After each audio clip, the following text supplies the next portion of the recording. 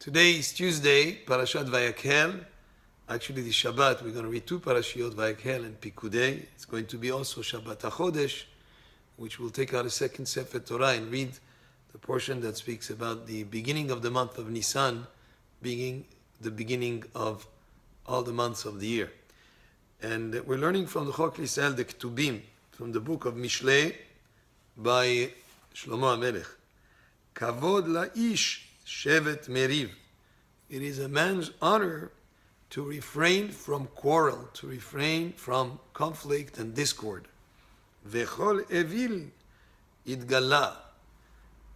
But every fool, idgala, exposes himself. In other words, if he gets involved in conflict, in quarrel, eventually his shame will be exposed. And the best thing is to refrain from quarrel. Next pasuk, mechoref atzel lo yaharosh. In the winter, or because of the cold of the winter, the lazy person will not plow. He's not plowing his field. Yesha'al bakatzir va'ayin. And that's why, during the time of the harvest, he will beg and he will have nothing. In other words, if you don't plow your fields when it's the time to plow, even though it's cold, then you will not have what to eat when the time comes for the harvest. Person has to look into the future and consider the consequences of action, and laziness in the cold will result in not having what to harvest at the time of harvest. Next pasuk, Maim amukim etza belev ish. The counsel in the heart of a man is like deep water. Ve'ish tevuna yidlena. And a man of understanding will draw it out. And Rashi explains that a person who's wise, who knows halakha, has these subjects in him, and a good student will be able to draw the water, in other words, to get the halakha. So you need both a good teacher and a good student, and the counsel of the wise is like deep water in the person, and a good understanding student will be able to draw the water and get benefit from it. Rav Adam yikra ish chasdo, ve'ish emunaim mi yimtza. This pasuk says, many men call upon the person who promises kindness. Everybody wants to go after him to receive the kindness of that person.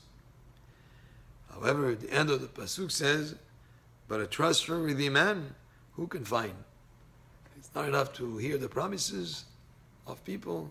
It's whether the people will come through or not. That's the main thing. The next pasuk, mithalech betumot tzaddik, ashrei banav acharav. A person who walks with integrity is a righteous person, and fortunate as his children after him. The children absorb a lot from their parents, and a person who has integrity, who's honest, he's righteous, and his children will learn from him, and they will be fortunate.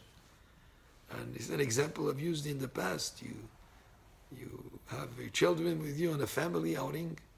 You come to a place, could be Disneyland or any other place, that charges based on the age of the person. And it says from the age of 12 and up, you pay a certain price. And your child is 13, and you tell the person at the cash register, oh, this kid is only 11, he pays the lower price.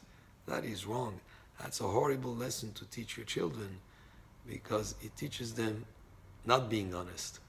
So when a person has integrity, when he's honest, when he behaves in an honest and way of integrity, his children absorb a lot from him. Even if he's not teaching them per se, they'll imitate his actions. So fortunate are his children after a person who has integrity and who has righteousness because of that. That was from the Ketubim for today, Chok L'Israel. Baruch Adonai Le'olam. Amen ve'amen.